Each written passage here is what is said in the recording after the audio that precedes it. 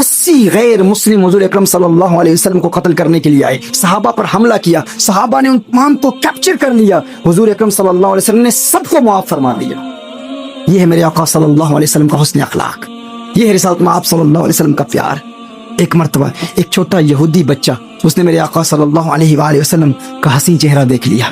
رسالت میں آپ صلی اللہ علیہ وآلہ وسلم کا عاشق ہو گیا، حضور اکرم صلی اللہ علیہ وسلم سے اسے پیار ہو گیا، اس قدر پیار ہوا رات دن حضور اکرم صلی اللہ علیہ وسلم کی یاد میں روتا رہتا، حضور اکرم صلی اللہ علیہ وسلم کے دیدار کی تمنا میں روتا رہتا، اپنے والدین کو نہ بتایا کہ مجھے حضور اکرم صلی اللہ علیہ وسلم سے پیار ہو گیا ہے، کسی کو اطلاع نہ دی، والدین یہودی تھے، جانتا تھا والدین کو علم ہو گیا تو والدین ناراض ہو جائیں گے، والدین کو نہ بتایا، مختلف بہانوں سے اپنے گھر سے باہر جاتا، کبھی بکریاں چرانے کے بہانے جاتا اور پھر مدینہ المنورہ میں مسجد نبوی شریف کے دروازے سے جھانک کر میرے آقا صلی اللہ علیہ وسلم کے حسین چہرے کو دیکھ لیا کرتا تھا، اپنے عشق کی پیاس بجھا لیا کرتا تھا۔ ایک وقت ایسا آیا، ایک مدت تک وہ حضور اکرم صلی اللہ علیہ وآلہ وسلم کو نہ دیکھ پایا، بیمار ہو گیا، اس قدر بیمار ہو گیا کہ بستر علالت کو بچھونا بنا لیا اور بستر پر آ گیا، والدین پریشان، رشتہ دار عزیز و اقارب سب پریشان، ڈاکٹرز کو بلا رہے ہیں کہ اسے کیا ہو گیا، سب اطباء علاج کی کوشش کر رہے ہیں لیکن انہیں معلوم نہیں ہے کہ اس کا مرض کیا ہے، کوئی ظاہری طور پر زخم بھی نہیں ہے لیکن اس قدر بیمار ہے کہ وہ جس کا چہرہ ہر وقت چمکتا تھا اب وہ بالکل کانٹے کی طرح سوکھ چکا تھا، بالکل اتنا نحیف اور کمزور ہو چکا تھا، اور بظاہر کوئی ایسی بیماری بھی نظر نہیں آتی تھی، کوئی زخم بھی نظر نہیں آتا تھا، گویا کہ وہ زبان حال سے کہہ رہا تھا یہ زخم طیبہ ہے، یہ سب کو نہیں ملتا، کوشش نہ کرے کوئی اس زخم کو سینے کی۔ میرے آقا صلی اللہ علیہ وسلم سے اسے پیار ہو گیا تھا۔ ایک وقت ایسا آیا، والدین پریشان، اطباء کو بلا رہے ہیں، ڈاکٹرز کو بلا رہے ہیں لیکن کسی کو پتہ نہیں کہ اس کی بیماری کیا ہے۔ پھر وہ شام بھی آ گئی جو اس کی زندگی کی آخری شام تھی، وہ بیمار عشق مصطفیٰ صلی اللہ علیہ وسلم تھا، اب اس قدر بیمار اور کمزور ہو گیا کہ وہ جو کلام کرتا، جب وہ بولتا تو کسی کو اس کی گفتگو سمجھ میں نہ آتی، اتنا پست آواز میں کلام کرتا۔ والد صاحب پریشان، والدہ پریشان، اکلوتا بیٹا تھا، ایک ہی بیٹا تھا، تو بہت ہمت جمع کر کے اس نے اپنے والد کو پکارا اور والد سے کہتا ہے، بڑے پیار سے کہتا ہے والد صاحب، دشمن بھی مرنے والے کی آخری خواہش پوری کر دیتے ہیں، میری ایک خواہش ہے، میری ایک تمنا ہے، میری ایک آرزو ہے، آخری خواہش ہے، والد صاحب آپ کی بارگاہ میں عرض کرنا چاہتا ہوں، آپ ناراض تو نہیں ہوں گے نا، میری خواہش پوری کر دیں گے؟ والد صاحب نے کہا، میرے بیٹے تو میرا لخت جگر، جگر کا ٹکڑا ہے میرا، تو میری آنکھوں کا تارا ہے، میرے دل کا سہارا ہے، دنیا سے تو جا رہا ہے، یہ کیسے ہو سکتا ہے کہ میں تیری خواہش پوری نہیں کروں گا؟ اس نے کہا، میں اپنا دل محمد عربی کو دے بیٹھا، مجھے ان سے پیار ہو گیا ہے، میں ان کو چھپ چھپ کے دیکھا کرتا تھا لیکن آج اس دنیا سے جا رہا ہوں، میری آخری تمنا ہے، میری آخری خواہش ہے، ایک ہی آرزو ہے، ایک مرتبہ زندگی میں آمنہ کے لال کو دیکھنا چاہتا ہوں، ایک مرتبہ انہیں دیکھنا چاہتی ہوں۔ والد ناراض ہو گیا، اس نے کہا تو کیا کہہ رہا ہے،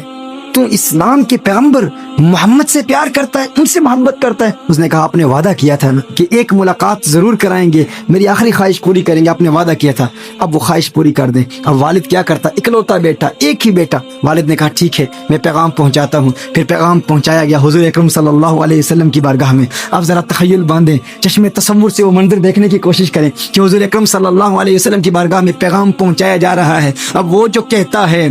کہ حضور اکرم صلی اللہ علیہ وسلم علیہ باللہ ہر غیر مسلم سے نفرت کرتے تھے، حضور اکرم صلی اللہ علیہ وسلم کی سیرت کے اس واقعے سے ہمیں یہ سبق ملتا ہے۔ حضور نے فوراً صحابہ سے فرمایا، صحابہ اٹھو، ایک یہودی ہے لیکن مجھ سے پیار کرتا ہے، مجھ سے محبت کرتا ہے، آؤ اس کے گھر کی طرف چلیں۔ حضور اکرم صلی اللہ علیہ وسلم اپنے صحابہ کے ساتھ اس یہودی بچے کو دیکھنے کے لیے جاتے ہیں۔ جب وہاں پہنچتے ہیں تو اب اس کی آنکھیں انتظار دیدار مصطفیٰ میں بند ہو چکی تھی، وہ انتظار کر رہا تھا، ایک عرصے سے انتظار کر رہا تھا۔ والد نے کان میں بڑے پیار سے کہا، ہے میرے پیارے، ہے میرے بیٹے، آنکھیں کھول، اب تو آنکھیں کھول، دیکھ تیرا پیار آ گیا ہے،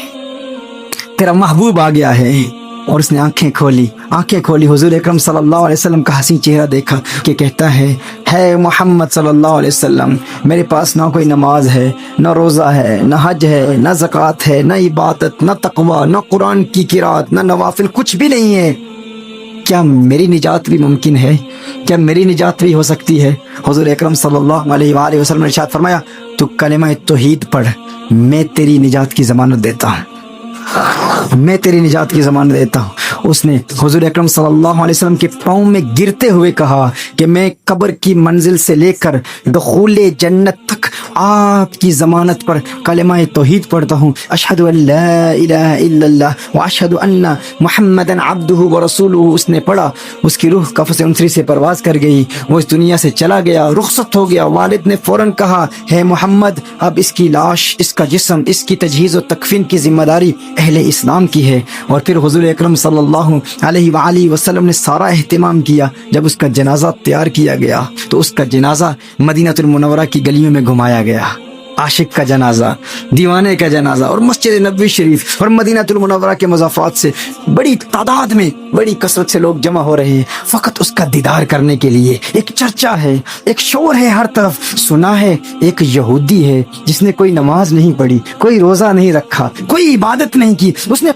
تک ایک عمل کیا۔ ہم ہمیشہ بتاتے ہیں غوث اعظم کا کتنا تقویٰ ہے، بابا فرید کا کتنا تقویٰ ہے، بہاؤالدین نقشبند کا کتنا تقویٰ ہے، اولیاء کاملین نے کیا کچھ نہیں کیا، ان کے مجاہدے، ان کی ریاضتیں، ہم سب کا تذکرہ کرتے ہیں اور ان سے سبق حاصل کرتے ہیں، ان کے نقش قدم پر چلنے کی کوشش کرتے ہیں، لیکن وہاں پر ایک ہی چرچا ہے، ایک ہی چرچا ہے، سنا ہے ایک یہودی ہے، ایمان کی حالت میں آقا کا اس نے دیدار کیا اور ایسا مقام حاصل کر لیا۔ کیسا مقام؟ بغیر نماز کے غوث اعظم سے بھی بڑا ہے، خواجہ غریب نواز سے بھی بڑا ہے، بابا فرید سے بھی بڑا ہے، بہاؤالدین نقشبند، شہاب الدین سہروردی سے بھی بڑا ہے۔ اس کا عمل کیا تھا؟ فقط ایک عمل تھا، دیدار مصطفیٰ تھا۔ حضور اکرم صلی اللہ علیہ وسلم کو دیکھا تھا۔ اب سارے صحابہ جمع ہو رہے ہیں۔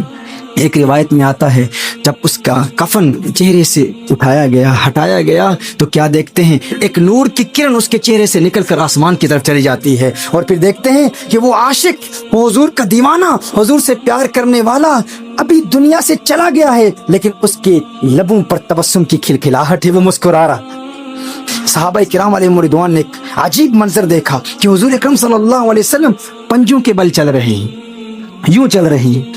ایک صحابی عرض کرتے ہیں، یا رسول اللہ صلی اللہ علیہ وآلہ وسلم، بات ہے آج آپ پنجوں کے بل کیوں چل رہے ہیں؟ حضور اکرم صلی اللہ علیہ وسلم نے ارشاد فرمایا کہ اس کو دیکھنے کے لیے عالم بالا کے فرشتے آ رہے ہیں، اور اس کثرت سے آ رہے ہیں کہ زمین پر پاؤں رکھنے کی جگہ نہیں ہے، اس لیے میں پنجوں کے بل چل رہا۔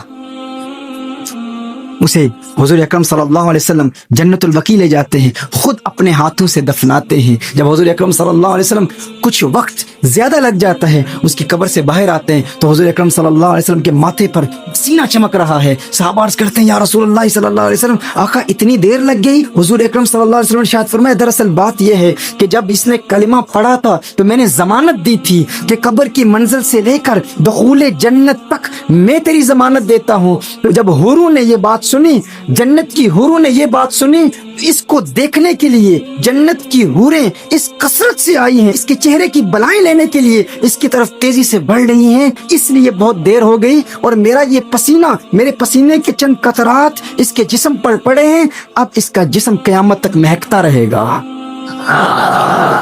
قیامت تک مہکتا رہے گا۔ یہ ہے میرے آقا صلی اللہ علیہ وسلم کا پیار۔